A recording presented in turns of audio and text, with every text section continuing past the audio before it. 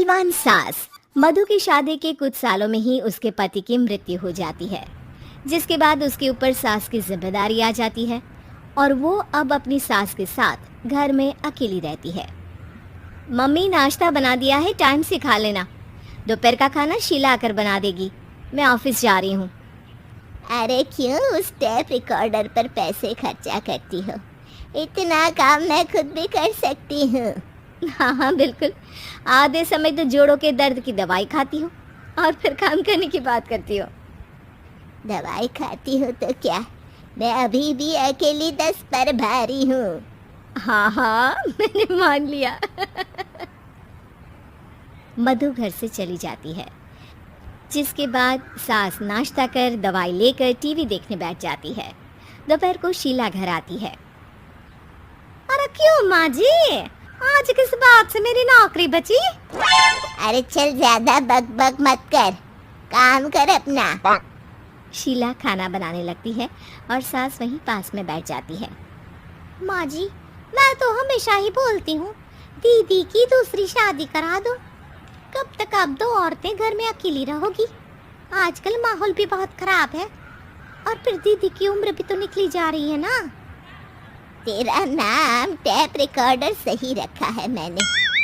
तेरी एक ही बात को रिपीट मोड पर चलाने से वो पूरी नहीं हो जाएगी, इसलिए मेरी बहू से ज्यादा खाना बनाने पर ध्यान दे, नहीं तो कहीं वो भी तुझसे मुंह ना फेर ले और नौकरी चली जाए। क्या माँ जी, आप भी हमेशा मेरी नौकरी के पीछे ही पड़ी रहती हो? तो क्या तेरे पीछे पड़ूं? इसी तरह दोपहर से शाम हो जाती है और शीला अपना काम खत्म कर वापस चली जाती है। अब अकेली सास एक बार फिर टीवी देखने बैठ जाती है, जिसकी थोड़ी ही देर में मधु घर आ जाती है और सास बिना कोई देर किए शीला की बातें उसे बताने लगती है। मम्मी, आप भी ना किसी बच्चे से कम नहीं हो, जिसके पास हमेशा शीला को लेकर कोई ना कोई बात रहती ही है।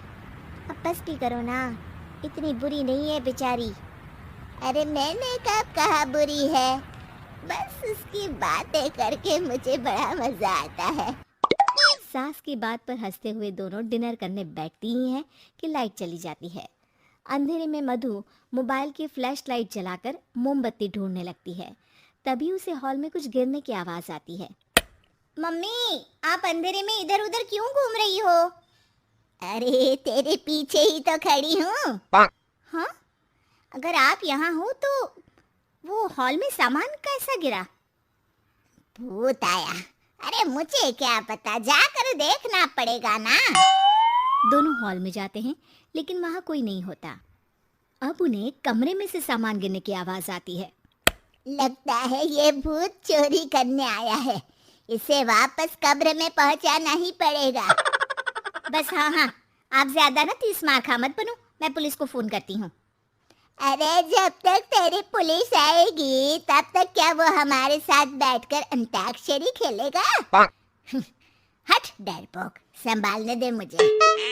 अब सास पास रखा फ्लावर पॉट उठाकर कमरे की तरफ बढ़ने लगती है, जहाँ उसे 2 आदमी दिखाई देते हैं। पीछे पीछे मधु भी वहाँ आ जाती है।